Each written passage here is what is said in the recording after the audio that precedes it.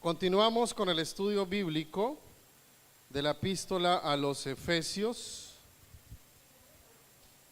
Hoy veremos la cuarta y última parte del tema número 2. Recuerde que el tema número 2 que estamos mirando se llama Bendecidos en Cristo. Bendecidos en Cristo. Ya hemos mirado 3 partes. Si no las has visto, entra al canal de YouTube y allí vas a encontrar las 3 predicaciones anteriores del estudio de Efesios, del tema número 2. Vamos a la palabra del Señor. Efesios capítulo 1, versículo 11 al 14. Dice la palabra del Señor en el nombre del Padre, el Hijo y el Espíritu Santo. En Él asimismo tuvimos herencia, en Cristo tuvimos herencia, habiendo sido predestinados conforme al propósito del que hace todas las cosas según el designio de su voluntad. Versículo 12. A fin de que seamos para alabanza de su gloria, nosotros los que primeramente esperábamos en Cristo. Versículo 13. En Él también vosotros, habiendo oído la palabra de verdad, el evangelio de vuestra salvación, y habiendo creído en él, fuisteis sellados con el Espíritu Santo de la promesa. 14. Que es las arras de nuestra herencia hasta la redención de la posesión adquirida para alabanza de su gloria. Amén. Una vez un padre de familia acaudalada llevó a su hijo a un viaje por el campo con el firme propósito de que su hijo viera cuán pobres eran las gentes de ese pueblo, de ese campo. Estuvieron por espacio de un día y una noche completos en una granja de una familia campesina muy humilde, y al concluir el viaje y de regreso a casa, el padre le pregunta a su hijo: ¿qué te pareció el viaje? Muy bonito, papá, le contesta el niño. Le dice el papá: ¿viste qué tan pobre puede ser la gente? El niño le dice: sí, me di cuenta. Y le dice el papá: ¿y qué aprendiste? Y le dice su hijo: papá, vi que nosotros tenemos un perro en casa, pero ellos tienen 4. Nosotros tenemos una piscina que llega de un muro a la mitad del jardín, pero ellos tienen un arroyo completo que no tiene fin. Nosotros tenemos lámparas importadas en el patio de nuestra casa, pero ellos tienen las estrellas. Nuestro patio llega hasta un muro de la casa, en cambio el de ellos tiene todo un horizonte. Ellos tienen tiempo para platicar y convivir en familia. En cambio, tú y mamá tienen que trabajar todo el tiempo y casi nunca los veo. Al terminar el relato, el padre de este niño se quedó mudo, sorprendido. Y su hijo agregó: gracias, papá. Gracias, papá, por enseñarme lo ricos que podemos nosotros llegar a ser. Hermanos, hay una frase coloquial muy popular que dice que hay personas tan pobres, pero tan pobres, que lo único que tienen es dinero. Tan pobres que lo único que tienen es dinero. Y déjeme decirle en esta noche que nuestro concepto de riqueza y de pobreza es diferente al de Dios. Nosotros lo relacionamos inmediatamente con bienes materiales, con lujos, con posición económica sobresaliente, porque es así como lo concibe el mundo sin Dios, como lo concibe la mente carnal y lo que quiere el maligno que creamos nosotros o que crea la humanidad, que solo seremos felices si somos ricos materialmente. Y que se es rico si tenemos todo lo que queremos en cuestiones físicas, materiales, superficiales que nos ofrece el mundo para saciar, para satisfacer los deseos de nuestros ojos y la vanidad de nuestra carne. Pero recordemos lo que dice la Escritura en Primera de Juan capítulo 2 versículo 15 al 16: no améis al mundo ni las cosas que están en el mundo. Si alguno ama al mundo, el amor del Padre que no está en él.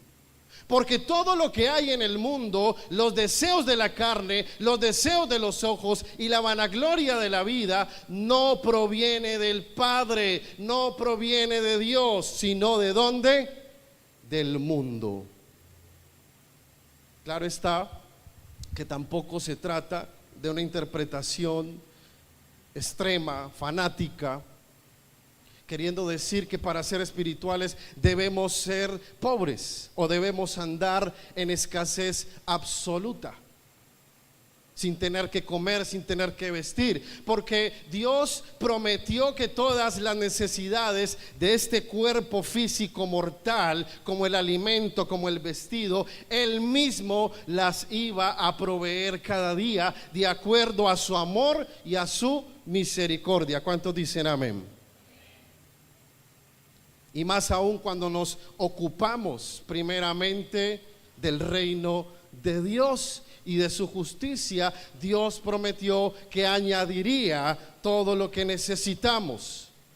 ¿Qué dice Mateo 6:33? Buscad primeramente ¿qué? El reino y su justicia, y las cosas materiales serían ¿qué? Añadidas. Son añadiduras, no son lo más importante de la vida, son añadiduras y Dios se encarga de proveerlas. Iglesia, si Dios nos dio un cuerpo, Él nos vestirá. Si Él nos dio una boca, Él nos alimentará. Si Él nos dio una mente, unas manos, unos pies, significa que también nos dará capacidades, talentos, habilidades para trabajar, para ser productivos, para ir progresando en la vida poco a poco según la buena voluntad de Dios. Y está claro en la Escritura que Dios desea que también progresemos económicamente y que podamos avanzar y ser bendecidos en cuestiones tanto del cuerpo como del alma. Es decir, la bendición de Dios es integral para sus hijos, incluyendo primeramente lo espiritual, seguido de la parte emocional y añadiendo también la provisión material. Por lo tanto, Dios mismo quiere que hagamos uso de la inteligencia con la cual ya nos ha dotado para que seamos productivos, para que eso se vea reflejado en nuestro crecimiento espiritual y también material. Ahora, la Biblia nos revela claramente que no es que Dios quiera que seamos pobres económicamente para demostrar que somos muy espirituales. No podemos relacionar pobreza con espiritualidad.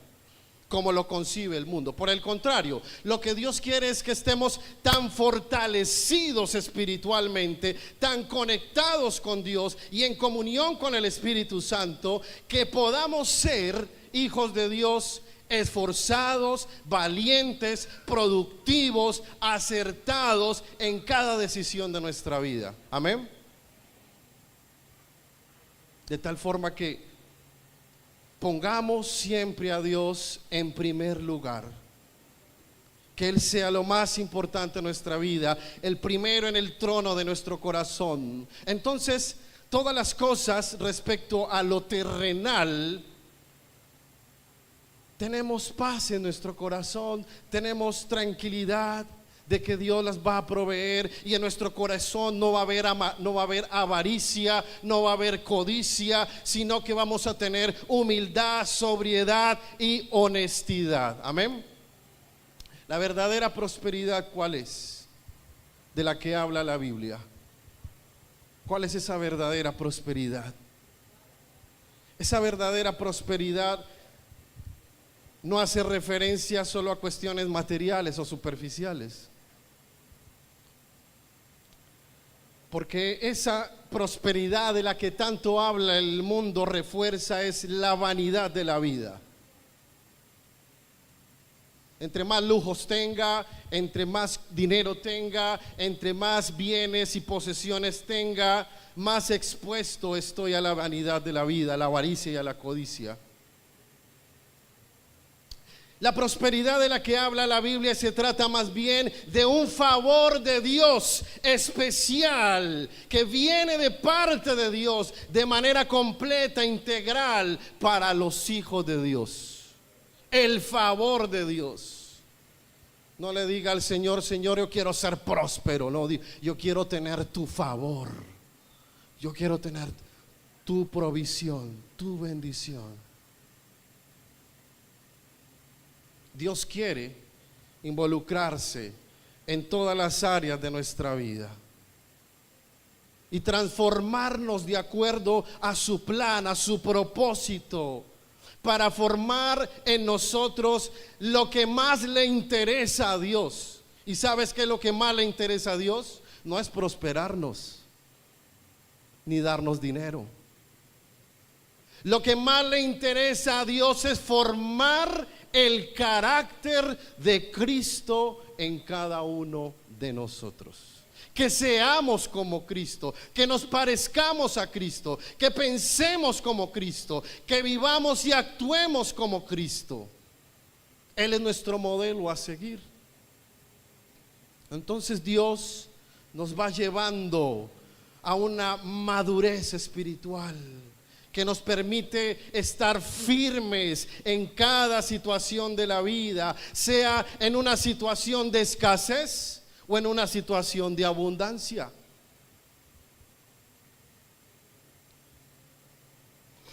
En cualquiera que sea nuestra situación por la que estemos atravesando, si estás en comunión con el Señor, Él te fortalece. Porque si es en una situación de escasez, entonces el Señor te va a fortalecer, te va a guiar y te va a proveer lo que necesitas. Pablo decía que él sabía manejar ambas cosas con plena madurez espiritual, tanto la escasez como la abundancia. Pablo dijo en Filipenses 4, 11, 13, y esto es muy importante aclararlo, iglesia, porque nos gusta más el tipo de mensaje que hace énfasis en la prosperidad, en la bendición, en la provisión, en el éxito financiero. Pero lo que dice la Escritura es algo muy diferente. Pablo dijo en Filipenses 4, 11 al 13, he aprendido ¿a qué? A contentarme cualquiera que sea mi situación. Sé vivir humildemente, sé tener abundancia en todo y por todo estoy enseñado, así para estar saciado como para tener hambre.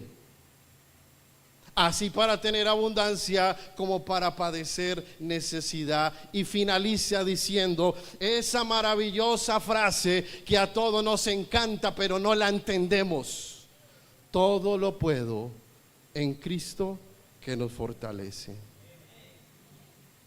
¿Qué es lo que quiere decir el Señor allí? De que Cristo es tu fortaleza si estás en escasez. Que Cristo es tu guía, tu dirección y tu fortaleza si estás en abundancia, para que no pierdas la cabeza y cometas locuras, porque algunos no saben manejar el dinero y lo derrochan y no están preparados para ser prósperos, porque son malos administradores, malos mayordomos de los recursos. Por eso Dios no los prospera. Dios no concibe como nosotros el concepto de la riqueza. Para Dios la verdadera riqueza es la superabundancia de bendiciones espirituales que Él mismo ha preparado, ha generado para su pueblo, para sus hijos, hasta llegar a esa meta final para el cual nosotros como pueblo de Dios hemos sido asignados, que es el cumplimiento del propósito de Dios en nuestras vidas. Hermanos, hemos estado estudiando las bendiciones espirituales que Dios nos da como hijos de Dios, y estas bendiciones espirituales son superiores a cualquier otra cosa creada. Y estas bendiciones, cuando las entendemos, produce en nosotros el máximo potencial y nos podemos convertir en aquellos hijos de Dios que avanzan hacia adelante, no buscando riqueza y prosperidad, sino avanzando hacia adelante en los planes de Dios, en la voluntad de Dios, en el propósito de Dios para tu vida y para mi vida.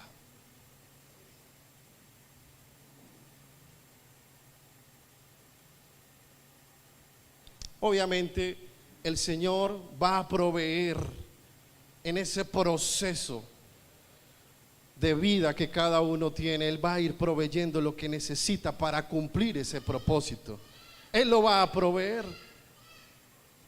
Pero también tu progreso, tu avance en esta vida, repito, va a depender que apliques principios espirituales que están en la Escritura, de mayordomía, de trabajo constante, de honestidad, de esfuerzo, dedicación, de estrategia.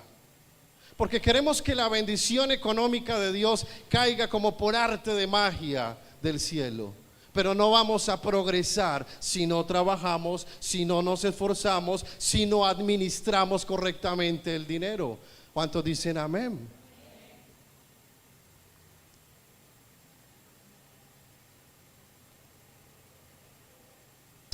En esta porción bíblica, mis hermanos, Dios nos está comunicando la importante lista de bendiciones espirituales que nos ha dado por medio de Cristo, por medio de Jesucristo. Y en esta última parte nos habla de lo que poseemos en términos espirituales como herederos. Diga, yo soy heredero. Herederos de todos los privilegios que tenemos como hijos adoptados de Dios. Recuerda que en la prédica anterior hablamos de la adopción de Dios, que Dios nos ha adoptado como hijos suyos. La intención de Pablo, la intención que había en su corazón cuando escribió eso, era enseñarle a los creyentes de Éfeso que eran poseedores de una maravillosa herencia preparada por Dios para nosotros, para ellos en ese tiempo y para nosotros en este último tiempo. Y que hay un sello especial que garantiza que nosotros vamos a recibir esa herencia. Hablemos un poquito del contexto. Muy probablemente la gran mayoría de los creyentes a los que se dirigía Pablo en ese momento, en esta carta, eran personas sin herencias especiales, sin grandes posesiones, sin bienes materiales acumulados. La mayoría era gente muy sencilla, trabajadores asalariados, comerciantes minoristas, que se esforzaban para proveer para su casa el día a día, tener lo necesario, el sustento diario. Y posiblemente algunos otros gentiles más que todo, porque recuerden que el grupo de Éfeso que había en la iglesia de Éfeso era mixto, judíos y gentiles. Y posiblemente algunos gentiles venían de ese estilo de vida de opulencia, de vanidad, de mostrar lujos, apariencia, con lo que ellos identificaban antes y creían que eso era la felicidad y la plenitud de la vida, tener cosas materiales. Ellos estaban influenciados por la cultura romana, por ideologías paganas.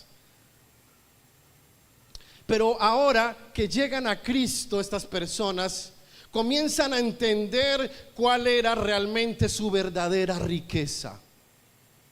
La riqueza espiritual. Diga, riqueza espiritual. Que es una riqueza incorruptible. Es una riqueza eterna.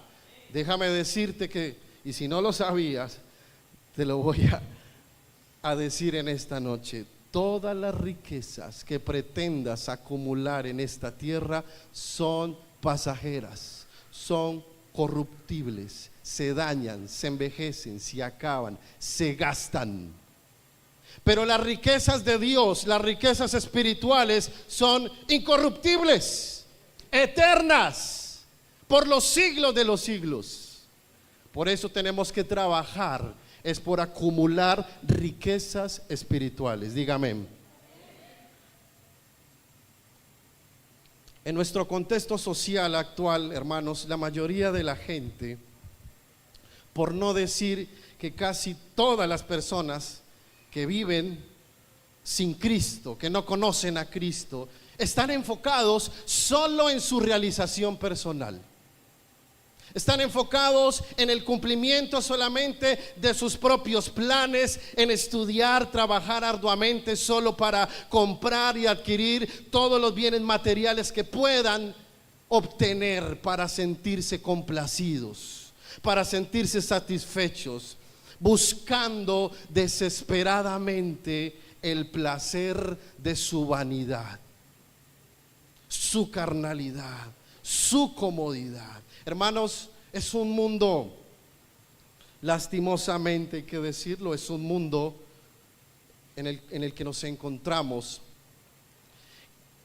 que está bajo un sistema engañoso. Es un mundo bajo un sistema engañoso, donde a través de los medios de comunicación el maligno quiere manipular a la gente, enseñándoles que lo más importante en la vida es la abundancia de las riquezas materiales y el poder adquisitivo para satisfacer todos los deseos humanos y lograr así ser realmente felices. Eso es un engaño, eso es una mentira, eso es una gran mentira, y esa mentira cada día coge más fuerza. A través de redes sociales, a través de la televisión, a través de las series, donde muestran solo gente con dinero, con fama y poder. Es una gran mentira. Y todos terminan haciendo lo mismo, persiguiendo enceguecidamente una fantasía interminable por la satisfacción del ego.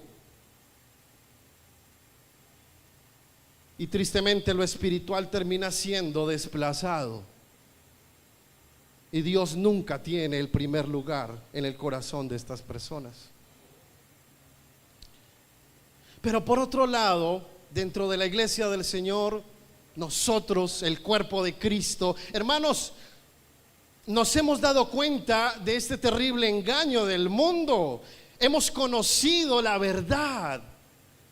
Esa verdad que nos ha hecho libres de todo este sistema de vanidad, de todo este sistema de codicia.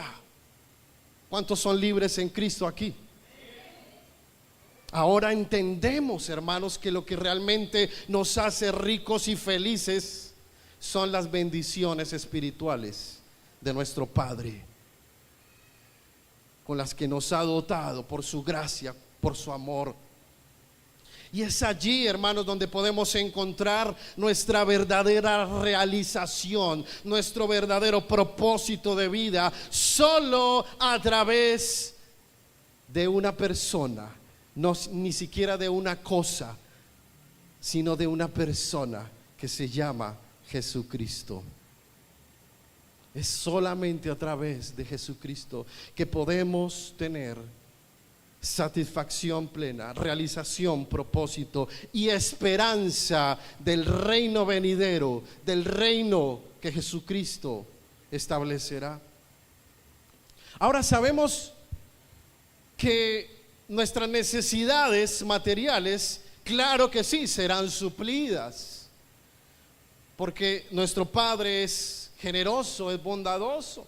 Él es el dueño de todo lo que existe. Y vamos a ir progresando también materialmente, poder tener una casa, un automóvil, una moto, un computador, ciertas cosas que nos ayudan a avanzar y a progresar en nuestro trabajo, nuestro estudio. Lo importante es no tener un corazón codicioso y avaro.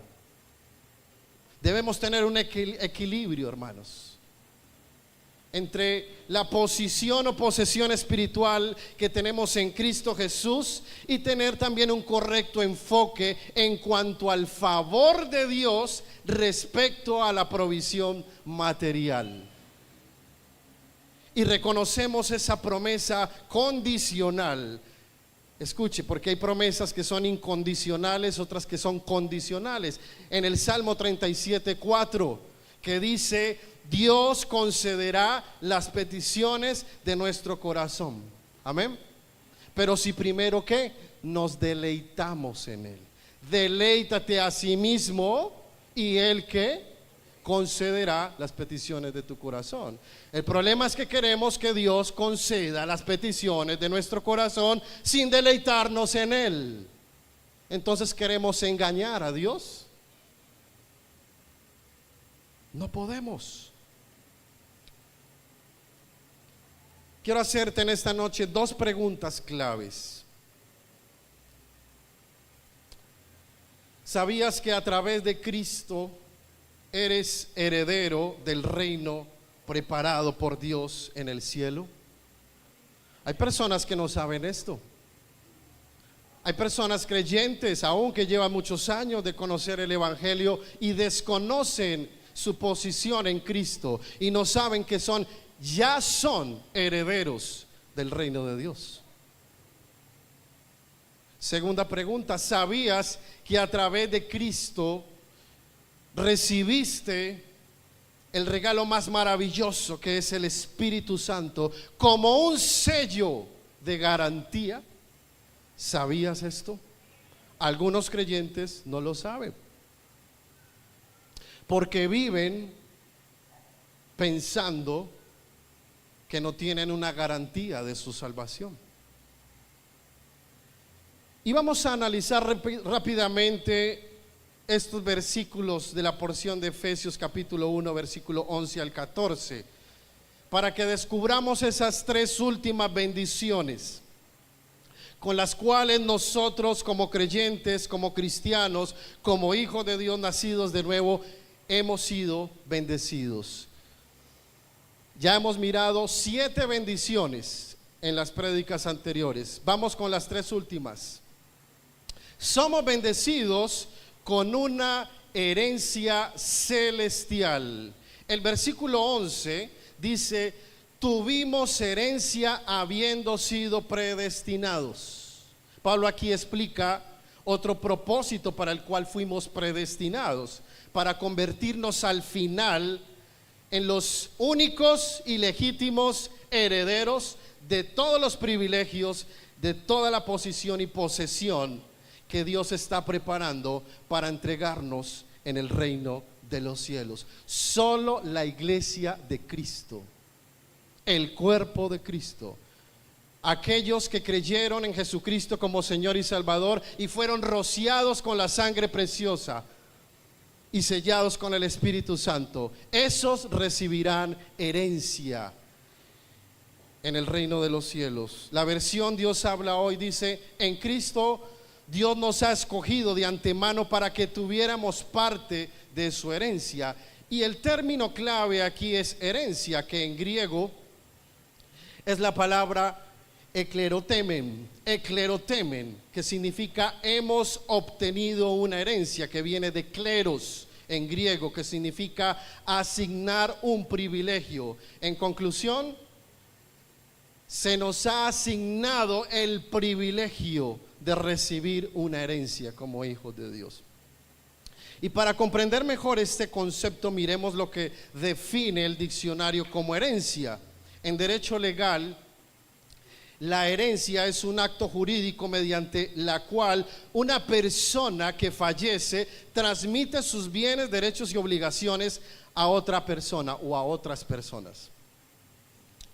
Y eso nos abre paso para comprender, hermanos, claramente que Dios, desde el principio de todo, por medio de la muerte de Cristo en la cruz, determinó que cuando creyéramos en su obra redentora, aceptándole como Señor y Salvador, recibiríamos legalmente el derecho de ser herederos de todos los bienes y de todos los privilegios otorgados por Dios.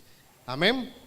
La versión del lenguaje actual dice: por medio de Cristo, Dios nos eligió desde un principio para que fuéramos suyos y recibiéramos todo lo que Él había prometido. Hermanos, es la más grande esperanza que podemos abrigar en nuestro corazón. El hecho de saber con plena seguridad que un día veremos la gloria de Dios. ¿Cuántos quieren ver la gloria de Dios en el reino de los cielos? Pero junto con esa experiencia sobrenatural, cara a cara, de ver la gloria de Dios, también recibiremos todo lo que Él mismo estaba preparando para nosotros. Y va a ser una herencia celestial, majestuosa, que no alcanzamos a medir. Es esplendorosa, es grande, y solo por la misericordia de Dios. Amén. Mientras tanto, ¿qué debemos hacer? Mientras tanto, debemos seguir aguardando con paciencia, esperando con confianza su llegada. ¿Cuántos saben que el Señor viene pronto y que viene por segunda vez y nos iremos con Él? ¿Estás preparado? Ahí sí no hay muchos amenes, ¿cierto? Estamos esperando la manifestación del reino de Dios para recibir esa herencia. Colosenses 1:12 dice: nos hizo aptos para participar de la herencia de los santos en luz. Tú y yo ya estamos preparados, ya estamos aptos para recibir esa herencia.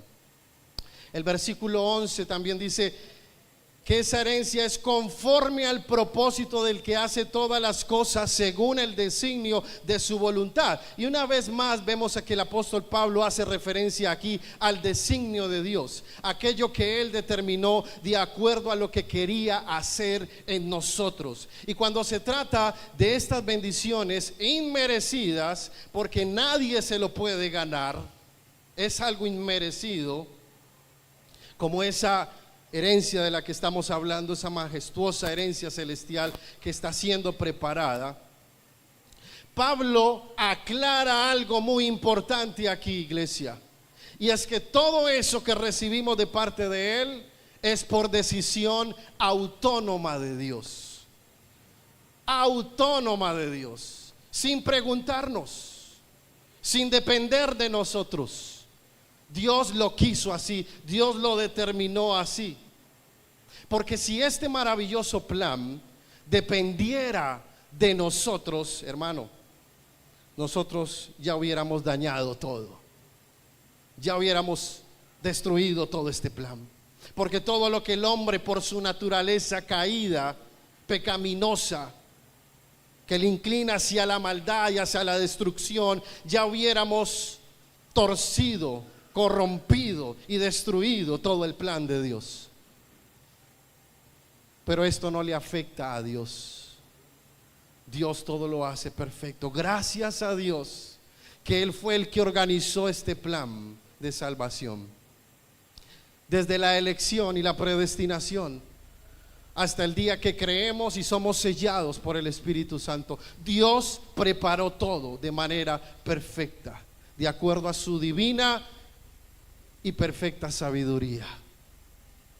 La versión Dios habla hoy dice: de acuerdo con el propósito de Dios mismo, que hace todo según la determinación de su voluntad. Y la versión del lenguaje actual dice: así lo había decidido Dios, que siempre lleva a cabo sus planes. El término clave aquí es propósito, que es del griego protesin, que viene de protitemai, que significa intención. Y esto nos ayuda a entender algo muy interesante. Una terminología o una frase muy coloquial, muy usada en el lenguaje cristiano hoy en día es el propósito de Dios. Estoy esperando el propósito de Dios. Estoy en línea con el propósito de Dios. Quiero cumplir el propósito de Dios en mi vida. Sin embargo, muchas veces hablamos de esto, pero no comprendemos en profundidad realmente de qué se trata el propósito de Dios. Y el propósito de Dios no tiene que ver con la realización de nuestros sueños personales. Ay, ay, ay, aló. Porque siempre conectamos lo uno con lo otro. Y ahí es cuando nos duele la cosa. Ahí es cuando la palabra nos incomoda y no nos gusta. Aunque obviamente es bueno y es sano tener sueños, tener anhelos en nuestro corazón en cuanto a cosas terrenales, como explicaba ahora. Y cada uno tiene sus propios sueños, y Dios no anula en nosotros esa capacidad de imaginar, de soñar, de lograr ciertas metas personales en la vida. Claro que sí. Y la Escritura dice que Dios es bueno, que Dios es generoso y que Él concede nuestras peticiones, aunque no siempre. Todo depende de su voluntad. Sin embargo, el propósito de Dios va más allá de lo que podemos desear o de lo que podemos alcanzar aquí en la tierra. Tiene que ver con la intención del corazón de Dios, el deseo de Dios para nosotros, los planes de Dios para nosotros, eso que Él quiere revelarnos, enseñarnos, mostrarnos en su plan perfectamente estructurado para nuestra vida.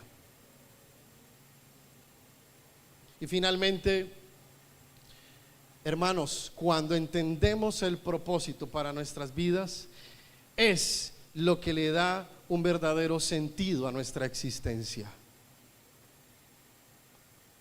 Cuando tú entiendes el propósito para el cual Dios te envió a la tierra y te alineas con ese propósito, entiendes el verdadero sentido de tu existencia.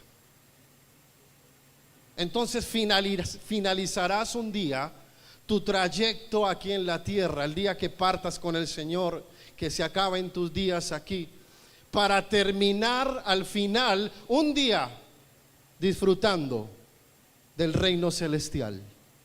Y allí se concluirá el propósito para el cual Dios te creó.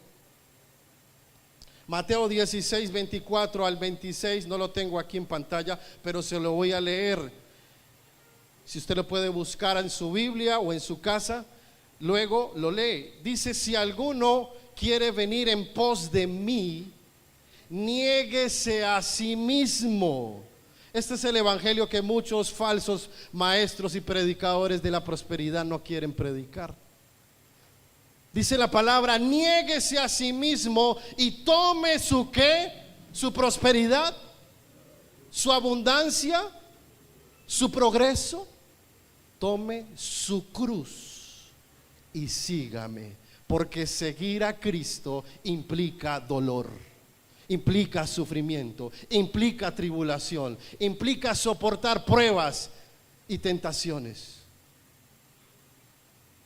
Porque todo el que quiera salvar su vida la perderá, y todo el que pierda su vida por causa de mí la hallará. Porque ¿qué aprovechará el hombre si ganare todo el mundo y perdiere su alma? ¿O qué recompensa dará el hombre por su alma? Es muy importante, hermanos, que entendamos como hijos de Dios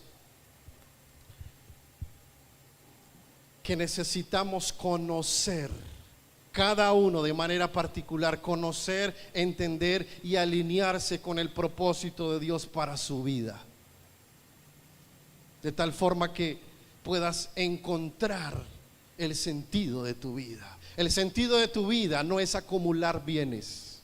El sentido de tu vida no es la belleza física. El sentido de tu vida no es lograr más metas y acumular más cosas materiales. El sentido de tu vida es ser como Cristo. El verdadero propósito de nuestra vida es cumplir el propósito de Dios. Y el propósito de Dios es un plan que Dios tiene con cada uno de nosotros. Es un plan asignado para cada creyente.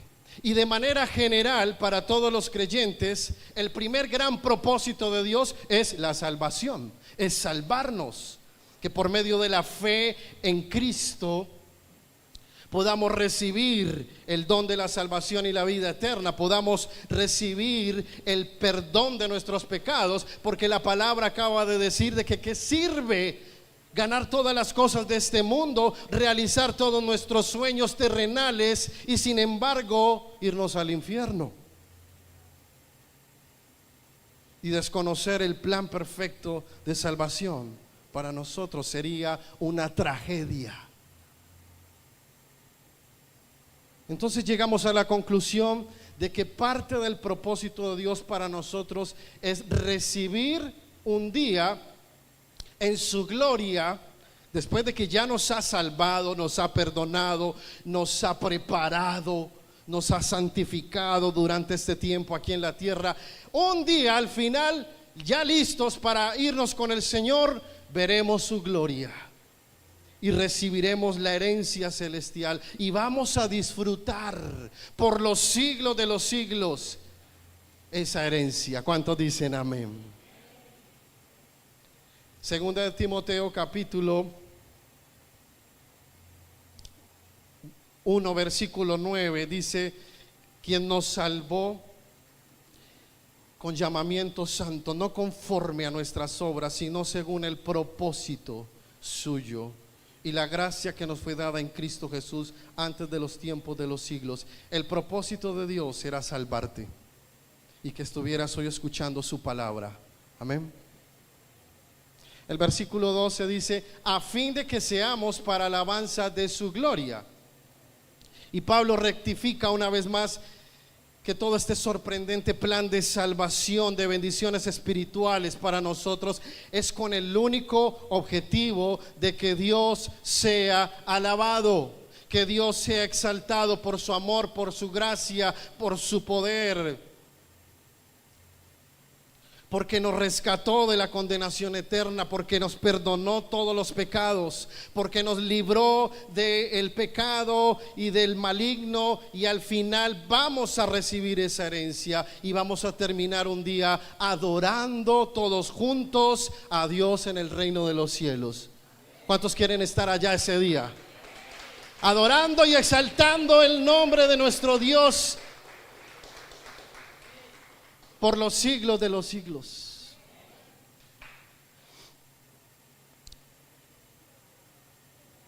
Somos bendecidos también en Cristo con una verdad salvadora. El versículo 13 dice: en Él también vosotros, habiendo oído la palabra de ¿qué? De verdad. Pablo también hace referencia aquí a, dentro de esta lista de bendiciones, a la palabra de ¿qué? De verdad. Lo que está diciendo es que la palabra de Dios, hermano, es la verdad. Y es la única verdad. Todo lo que esté fuera de la palabra de Dios y la contradiga es completamente falso y es completamente engañoso.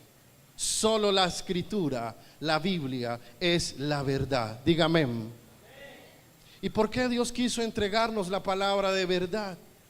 Hermano, la respuesta es porque estábamos bajo el engaño del mundo, bajo el engaño de Satanás. Porque ¿qué es lo contrario a la verdad? El engaño, la mentira, aquello que es falso, superficial, mentiroso.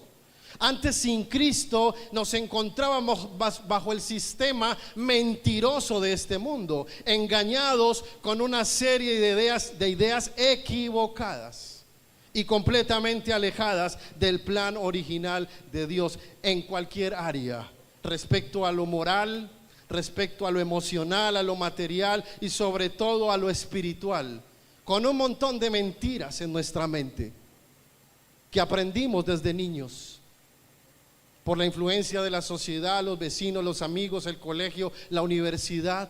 Muchos han sido enajenados por las mentiras de Satanás. Y por eso estábamos desviados en el rumbo equivocado. Pero ahora el Señor nos ha rescatado. En cierta ocasión, en el templo, Jesús le dijo a los fariseos, ¿se acuerdan quiénes eran los fariseos? Supuestamente los más espirituales, los que más escrituras sabían y los que más orgullo y soberbia tenían en su corazón, porque creían conocer a Dios. Y Jesús en el templo los confronta porque ellos querían matar a Jesús.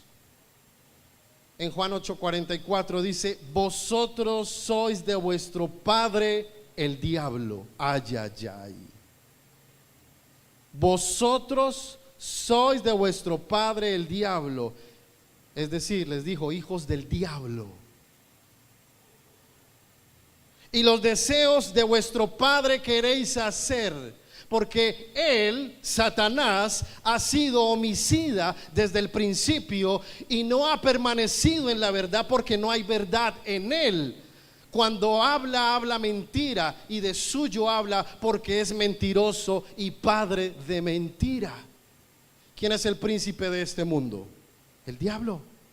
El Satanás, él es el que está gobernando en este mundo y es engañador, es mentiroso.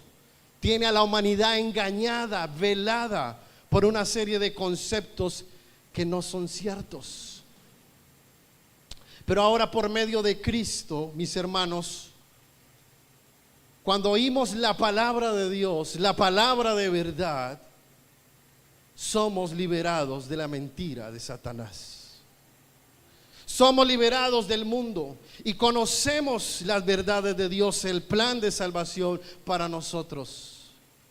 Juan 1:17 dice: la ley por medio de Moisés fue dada, pero la gracia y la verdad vinieron por medio de ¿quién? ¿Por medio de quién vino la verdad a este mundo? De Jesucristo. Juan 8:32 dice: y conoceréis la verdad, y la verdad ¿qué? Os hará libres. ¿Cuántos son libres aquí en Cristo? El versículo 13 dice: el evangelio de vuestra salvación. La mayor verdad revelada por Dios es esa buena noticia de salvación que el Señor, que Dios nos reveló a través de Cristo. Esa es la mayor verdad, la salvación de nuestras almas por gracia. Esa es la más grande y buena noticia que un hombre pecador, merecedor de castigo eterno, puede recibir. Y es que sus pecados sean perdonados. Y que puede tener ahora una relación y una comunión directamente con Dios. Ese es el mejor regalo, la mejor noticia que pueden recibir tu familia, tus amigos, conocidos, desconocidos, vecinos, aquellos que no conocen a Cristo. Y finalmente, mis hermanos, somos bendecidos en Cristo con una garantía permanente. Con una garantía ¿qué? Permanente. Porque el versículo 13 dice: y habiendo creído en Él, en Cristo, fuisteis sellados con el Espíritu Santo de la promesa. ¿Fuisteis qué? Sellados.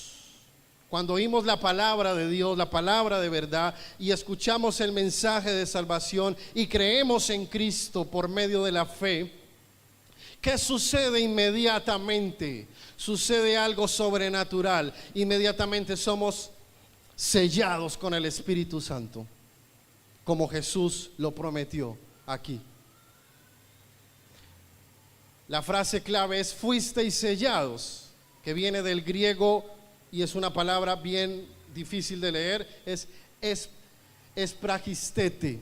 Esa es la palabra que aparece allí para fuisteis sellados. Espragistete, que viene de espragis, que significa marcar o estampar un sello. Y la palabra sello en griego es prazo. Marcar o estampar un sello con el propósito de distinguir de lo demás algo que es de propiedad privada. Entonces literalmente significa una marca, un sello es una marca de privacidad, de autenticidad. ¿Qué significa eso? De que el Espíritu Santo, como sello puesto en nosotros, es lo que garantiza, evidencia de que tú y yo somos propiedad de Dios. Diga, yo soy propiedad de Dios. La versión Dios habla hoy dice: fueron sellados como propiedad de Dios con el Espíritu Santo que Él había prometido. Y entonces esto nos da a entender, hermanos, que el Espíritu Santo, como sello en nosotros, nos distingue como verdaderos hijos de Dios. Y aquel hombre o aquella mujer que llega a los pies de Cristo y nace de nuevo, recibe el Espíritu Santo, deja el pecado, ya no sigue practicando el pecado, pero cuando peca accidentalmente, ocasionalmente, siente dolor en su corazón. ¿Por qué? Porque tiene al Espíritu Santo, y el Espíritu Santo le redarguye y le muestra que está equivocado, que ha pecado, que ha fallado. ¿Qué hace ese creyente? Se arrepiente, va a los pies del Señor, le pide al Señor que lo limpie, que lo purifique, y su relación y comunión con el Espíritu Santo es restaurada y sigue adelante. Un creyente, o supuestamente un creyente o asistente a una iglesia, que vaya a una congregación pero sigue pecando de una forma deliberada, posiblemente no tiene al Espíritu Santo, así venga a la iglesia, porque sigue practicando el pecado y no le importa, y no le duele su corazón.